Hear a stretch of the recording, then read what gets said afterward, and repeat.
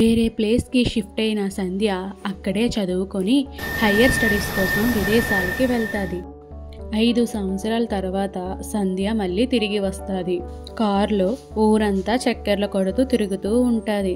సడన్గా ఆగిపోతుంది. ఏం చేయాలో తెలియక కంగారు పడి మెకానిక్కి ఫోన్ చేస్తుంది. తర్వాత కారు దిగి పక్కనే ఉన్న కాఫీ షాప్లోకి వెళ్తుంది.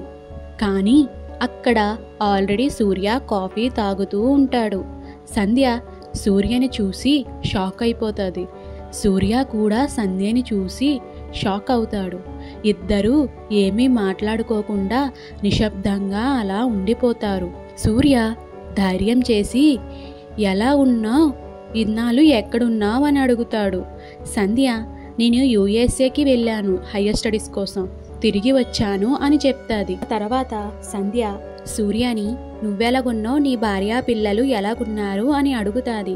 ఆ మాటకి సూర్య, బాగానే ఉన్నాం, ఈరోజు తను కూడా రావాలి, కానీ ఏదో పని ఉండడం వల్ల తను రాలేకపోయింది అంటాడు సూర్య. ఆ మాటకి సంధ్య మొహం ఒక్కసారిగా మాడిపోయింది. సూర్య సంధ్యని, నువ్వెలాగున్నావు, మీ ఫ్యామిలీ అందరూ బాగున్నారా అని అడుగుతాడు. అప్పుడు సంధ్య, బాగున్నాం, మా ఆయన కూడా రావాల్సిందే, కానీ ఏదో పని వల్ల ఉండిపోయాడు, నేనొక్కదాన్ని యూఎస్ఏ నుంచి ఇక్కడికి వచ్చాను అని చెప్తాది.